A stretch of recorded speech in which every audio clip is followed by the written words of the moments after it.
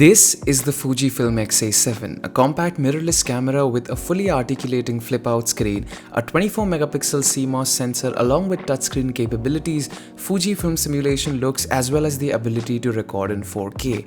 Now all of this is a package that you get under 40,000 INR, which makes this a very affordable place to start your photography or videography journey, especially if you're still using a phone and this is going to be your first mirrorless camera. Now in today's video, let's find out whether you should get one and whether this is worth your money. With that said, what's up guys, Anubhav here, welcome back to a brand new video. Today we're taking a look at the Fujifilm X-A7. With that said, let's not waste any time, drop a like, subscribe to the channel, and let's get started. Alright, so I'm gonna divide this video into different categories so it's easier for you guys to jump to different parts in the video, and timestamps are in the description below. First, let's talk about the build of this camera. Now this is seriously one of the most compact cameras that I have held in my hand. It is built very well and has this sort of leather texture in the front that gives it this really nice vintage look. I mean, whether you like it or not, this is a nice looking camera and it will definitely attract some looks if you end up getting it. Now you also have a big 3.5-inch touchscreen display, which is big and looks even bigger because of the smaller body. Now it works really well and is bright enough even in sunlight so that you can use it to compose your shots well because you don't really have a viewfinder of any sort.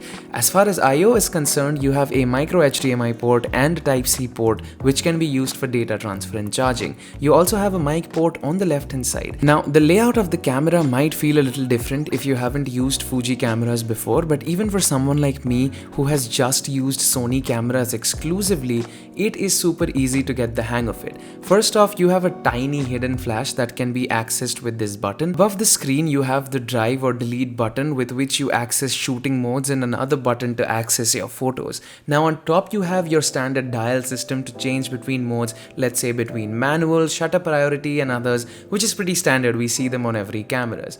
Then next to that, we have something which I really enjoyed, which are the separate buttons for video and photo right next to each other, and the dials that let you change the shutter speed as well as the aperture.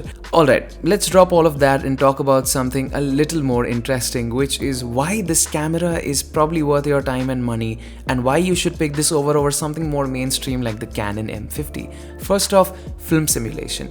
See, to use a Fuji camera, you have to appreciate the film vintage look, and this one comes inbuilt with a bunch of film simulation presets which can be accessed with a single touch that lets you get some very nice looks like Astra, Provia, and my personal favorite, the monochrome filter. Seriously, I have decided to become a monochrome photographer since the time I have used these cameras. Now these look really good, and capturing photos with these filters lets you skip the editing part and focus more on shooting well and directly uploading them.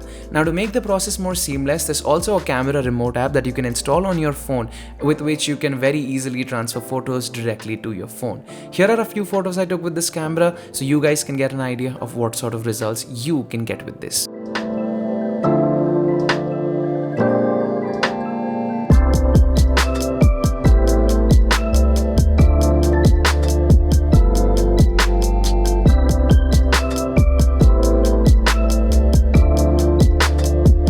Alright, so if video is your thing, the camera also lets you shoot up to 4K 30fps and 1080p 60fps for your slow-mo needs without any crop, and the video quality is very nice for a camera this size. Now, the face detection autofocus is bang on, and while the stabilization could have been better, what Fuji has done in this form factor is really incredible and commendable.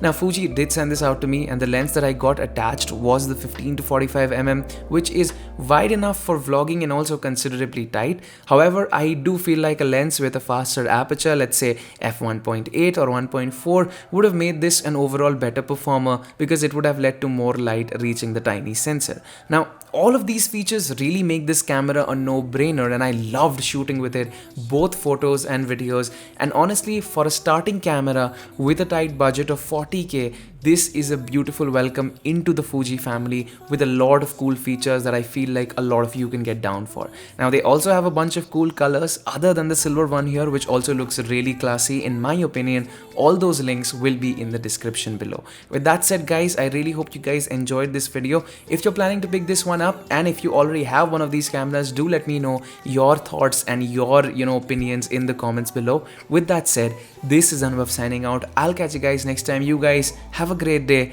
and yeah, stay safe. Peace out.